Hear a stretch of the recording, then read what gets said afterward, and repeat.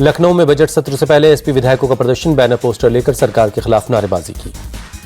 Budget सत्र के लिए विधानसभा पहुंचे सीएम योगी, बोले सदन में जनहित से जुड़े मुद्दों पर चर्चा हो, सदन को सही से चलाना विपक्ष की भी जिम्मेदारी। सीएम योगी ने समाजवादी पार्टी पर बोला हमला, कहा विपक्ष पूरी तरह हताश और निराश है।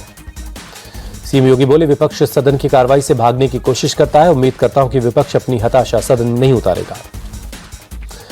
एसपी के प्रोटेस्ट पर बोले डिप्टी सीएम केशव प्रसाद मौर्य, अखिलेश यादव के पास कोई मुद्दा नहीं, अखिलेश के सवाल जनता सुनना भी नहीं चाहती।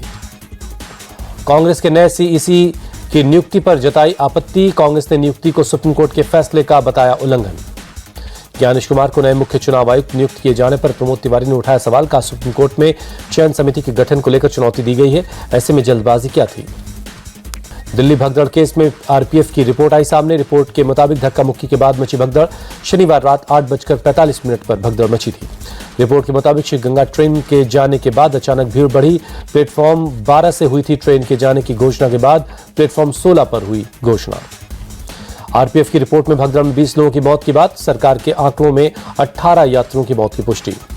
प्रयागराज महाकुंभ में फिर लगा भीषण जाम, महाकुंभ रूट पर 12 किलोमीटर तक गाड़ियां फंसी हुई हैं। प्रयागराज में फिर लगा चारों तरफ लंबा जाम, सबसे ज्यादा नैनी ब्रिज पर भारी जाम है। महाकुंभ में भीड़ को देखते हुए पुलिस का एक्शन प्लान, संवेदनशील जगहों पर पुलिस की तैनाती बढ़ाई गई। महाकुंभ में भीड़ को लेकर बोले डीआईजी, कहा छात्रों को परीक्षा में पहुंचाने में परेशानी ना हो, परीक्षा केंद्र पर डायवर्जन हो तो छात्रों को जाने दें। महाकुंभ के आखिरी दिन 26 फरवरी को भारी भीड़ होने की संभावना, महाकुंभ के डीआईजी वैभव कृष्ण बोले 26 फरवरी को स्नान के दिन हम ज्यादा सतर्क रहेंगे। अखिलेश यादव ने संगम रेलवे स्टेशन बंद करने पर जताई नाराजगी, ट्वीट कर लिखा जैसे नोटबंदी में जनता हैरान परेशान हुई वैसे स्टेशन बंदी से भी हो रही है। त्रिवेणी संगम पर पवित्र स्नान करने के लिए श्रद्धालुओं के आना लगातार जारी, सुबह सुबह संगम घाट पर दिखी भारी भीड़। ड्रोन वीडियो में त्रिवेणी संगम के घाटों का दिखा अलौकिक नजारा, 36 दिनों में 54 करोड़ से ज्यादा लोगों ने स्नान किया। प्रयागराज स्टेशन पर लोगों का पहुंचना जारी, स्टेशन से बड़ी तादाद में लोग पहुंच रहे महाकुंभ।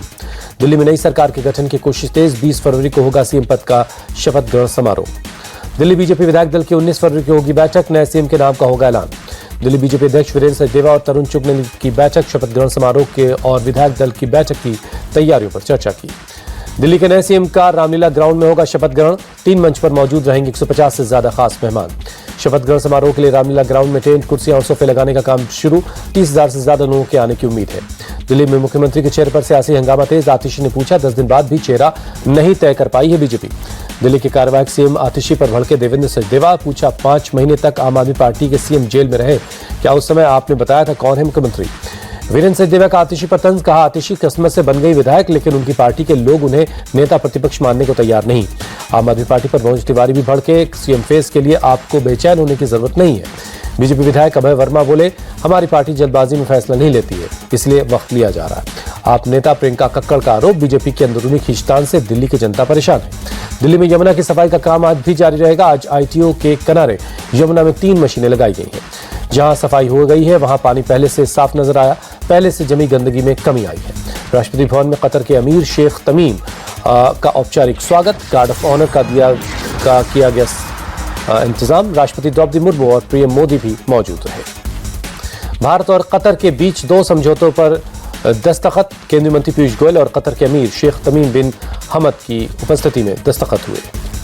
पीएम मोदी ने शेख तमीम को सोमवार को दिल्ली एयरपोर्ट पर गर्मजोशी से रिसीव किया। पीएम मोदी और शेख तमीम गले भी मिले। शेख तमीम ने की विदेश मंत्री एस जयशंकर से मुलाकात, 2 दिन के राजकीय दौरे पर दिल्ली पहुंचे कतर के अमीर। तेजस्वी यादव बोले जो लोग आजकल लालू यादव को गालियां दे रहे हैं, आने वाले वक्त में वो उन्हें भारत रत्न देंगे। कर्पूरी ठाकुर को भारत रत्न मिलने का दिया उदाहरण। 6 मार्च को एनसीडब्ल्यू के सामने पेश होगा रणवीर इलाहाबादिया, अपूर्वा मखीजा और आशीष चाचलानी। समय रैना और जसप्रीत सिंह को 11 मार्च को पेश होने के लिए कहा गया। महाराष्ट्र साइबर सेल से समय रैना को लगा झटका, वीडियो कॉन्फ्रेंसिंग के जरिए पेश होने की मांग खारिज की। आज मुंबई में स्टेटमेंट रिकॉर्ड करवाना है। रणवीर को 24 फरवरी को बुलाया गया है। भुवनेश्वर में Kalinga institute of industrial technology में सुरक्षा व्यवस्था बढ़ाई गई। एक नेपाली छात्रा की आत्महत्या के बाद तनाव, आरोपी छात्र को पुलिस ने गिरफ्तार कर लिया है। केआईआईटी विश्वविद्यालय के 3रे वर्ष का मैकेनिकल इंजीनियरिंग का छात्र करता था परेशान होने के बाद नेपाली छात्रों ने खुदकुशी कर ली। एमपी के भिंड में डंपर की पिकअप से जोरदार टक्कर, हादसे में 7 लोगों की मौत, 10 से ज्यादा लोग जख्मी हो गए। पंजाब के गुरदासपुर में एक घर में धमाके की आवाज सुनाई देने के बाद एक्शन में पुलिस मौके पर पहुंचकर जांच पड़ताल की। पुलिस के मुताबिक अभी तक किसी तरह के नुकसान की खबर नहीं है। एफएसएल की टीम की जांच के बाद आगे कार्रवाई होगी। हरियाणा के कैथल में एक स्कूल बस नहर में गिरने से बच्चे जख्मी हो गए, इलाज के लिए भेजा गया अस्पताल। मौके पर पहुंची पुलिस ने रेस्क्यू ऑपरेशन चलाया। जांच के बाद हादसे की वजह सामने आ पाएगी। झारखंड के चाईबासा में सुरक्षा बलों को कामयाबी, नक्सलियों के जरिए लगाए गए आईईडी को डिफ्यूज किया। गाजियाबाद के मोदीनगर में बुलडोजर एक्शन, सरकारी जमीन पर कई सालों से चल रहे मदरसे को हटाया गया। खुद को ईडी ऑफिसर बताकर 30 लाख की ठगी करने वाले एसआई का गिरफ्तार, कर्नाटक पुलिस से उसके 3 साथियों को पकड़ा।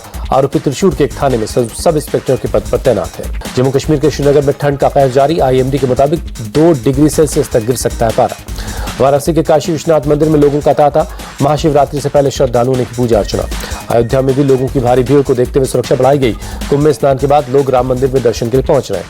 पुलिस ने बड़े पैमाने पर इंतजाम किया। श्रद्धालुओं के लिए अलग से रो बनाया गया। एक तरफ से जाने का और एक तरफ से निकलने का रास्ता है।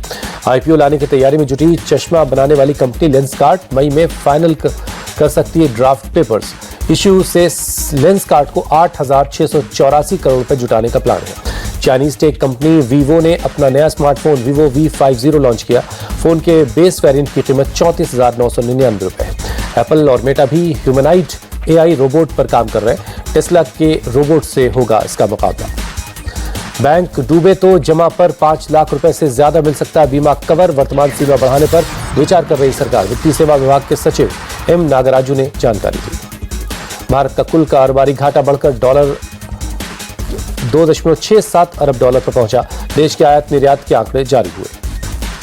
दुबई में टीम इंडिया ने चैंपियंस ट्रॉफी के लिए शुरू की प्रैक्टिस। 20 फरवरी को होगा बांग्लादेश से मुकाबला। कप्तान रोहित शर्मा, विराट कोहली के साथ टीम इंडिया के बाकी खिलाड़ियों ने प्रैक्टिस की। रोहित और पांड्या ने कई तरह के शॉट्स पर काम किया। रोहित शर्मा ने स्पिन के साथ साथ तेज गेंदबाजों के खिलाफ अभ्यास किया। नेट्स पर जमकर बहाया पसीना। विराट कोहली ने शुभमन गिल को टिप्स दिए। स्पिनर कुलदीप यादव ने बैटिंग प्रैक्टिस के दौरान खिलाड़ियों की मदद की। हार्दिक पांड्या और श्रेयस अय्यर बैटिंग के दौरान बड़े हिट्स लगाते दिखे। टीम इंडिया के बल्लेबाजों का ओवरऑल परफॉर्मेंस शानदार दिखा। बल्लेबाजी और गेंदबाजी के साथ टीम इंडिया के खिलाड़ियों का फोकस फील्डिंग पर भी है। प्रैक्टिस के दौरान खिलाड़ी मस्ती करते भी नजर आए। ऑस्ट्रेलियाई cricket team ICC champions trophy में हिस्सा लेने के लिए पाकिस्तान पहुंची। कराची में कल से होगी टूर्नामेंट की शुरुआत। पाकिस्तान और न्यूजीलैंड के बीच होगा ओपनिंग मुकाबला। विमेंस प्रीमियर लीग में रॉयल चैलेंजर्स बेंगलुरु की लगातार दूसरी जीत, दिल्ली कैपिटल्स को 8 विकेट से हराया। आरसीबी की कप्तान स्मृति मंधाना ने की 47 गेंदों में 81 रन की पारी खेली। डेनियल व्हाइट ने 42 रन जोड़े। तेज गेंदबाज रेणुका सिंह और लेग स्पिनर जॉर्जिया वेयरहैम ने 3-3 विकेट लिए। दिल्ली से जेमिमा रॉड्रिग्स ने 34 रन बनाए। दिल्ली पर जीत से खुश नजर आई स्मृति मंधाना। कहा, दिल्ली को 150 से कम के स्कोर पर रोकना बहुत बड़ी उपलब्धि थी और फील्डिंग में भी हमने अच्छा प्रदर्शन किया। दिल्ली कैपिटल्स ने 142 रन का दिया था टारगेट। आरसीबी ने 17वें ओवर में 2 विकेट खोकर जीत हासिल कर ली। ऋचा घोष ने विनिंग 6 जड़ा। हेल्थ को लेकर ओलंपिक पदक विजेता मनु भाकर ने दिया अपडेट। कहा, कोहनी की चोट गंभीर नहीं है। फिजियोलॉजिस्ट, स्ट्रेंथ और कंडीशनिंग कोच लगातार काम कर रहे हैं। मनु भाकर ने खेल में वापसी को लेकर दिया बड़ा बयान। कहा, कड़ी मेहनत करूंगी, मौजूदा प्रदर्शन से खुश हूं। महा ओपन एटीपी चैलेंजर पुरुष चैंपियनशिप के करण सिंह औक रामकुमार रामनाथन हारे। मुख्य ड्रॉ के शुरुआती दौर में करण हुए बाहर। रामकुमार को अंतिम क्वालिफाइंग दौर में मिली शिकस्त। पुरुष प्रो लीग हॉकी में आज भारत का जर्मनी से सामना। शाम 7:30 बजे शुरू होगा मुकाबला। दूसरे मैच में भारत ने स्पेन को हरा दिया था। विमेंस प्रो हॉकी लीग में आज भारतीय महिला हॉकी टीम का स्पेन से होगा सामना। शाम 5:15 पर शुरू होगा मैच। दूसरे मैच में भारत को इंग्लैंड के हाथों हार झेलनी पड़ी। चेन्नई में 23वीं राष्ट्रीय पैरा एथलेटिक्स की शुरुआत। देश भर से 1476 खिलाड़ी हिस्सा ले रहे हैं। गुलबर्ग में खेलो इंडिया शीतकालीन खेल स्थगित। कम बर्फबारी होने की वजह से ये फैसला लिया गया है।